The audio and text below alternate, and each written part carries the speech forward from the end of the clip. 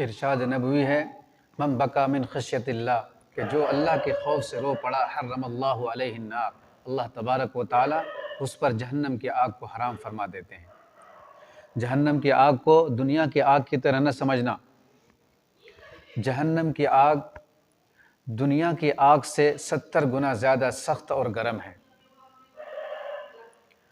جہنم کی آگ کی شدت اس قدر ہے، اگر اس آگ کا ایک ذرہ بھی طلوع آفتاب کی جگہ پر رکھ دیا جائے اور کوئی بندہ غروب آفتاب کی جگہ پر موجود ہو تو اس کی تپش اور اس کی گرمی کی شدت سے وہ وہاں بھی جل جائے۔ جہنمی کے پسینے اس قدر گرم ہوں گے کہ اگر اس کا ایک قطرہ بھی احد پہاڑ پر رکھ دیا جائے تو وہ بھی پگھل جائے۔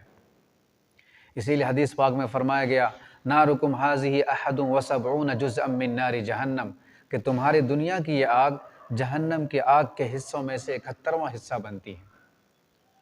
لیکن دنیا کی آگ اور جہنم کی آگ میں کچھ باتیں زیر نظر رہے کہ دنیا کی آگ عام اسباب کے تحت نیک اور بد سب کو جلاتی ہے۔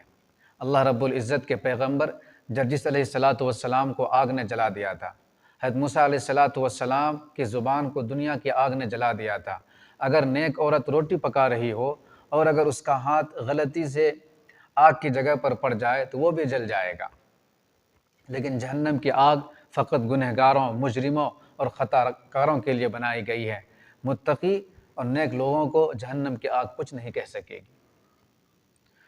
دنیا کی آگ پانی سے بجھ جایا کرتی ہے، مگر جہنم کی آگ گنہگار کے آنکھ سے نکلے ہوئے آنسوؤں سے بجھا کرتی ہے۔ دنیا کی آگ کو ہوا بھڑکاتی بھی ہے، کبھی کبھار اگر ہوا تیز ہو تو بجھا بھی دیتی ہے۔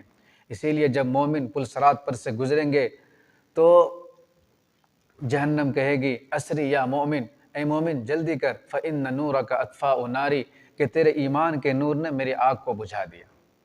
اسی لیے اللہ کے رسول صلی اللہ علیہ وسلم نے ارشاد فرمایا جو شخص فجر اور مغرب کی نماز کے بعد 7 مرتبہ اللہم اجرنی من النار پڑھنے کا معمول بنا لے تو اللہ تبارک و تعالی اس کو جہنم کی آگ سے پناہ عطا فرما دیتے ہیں۔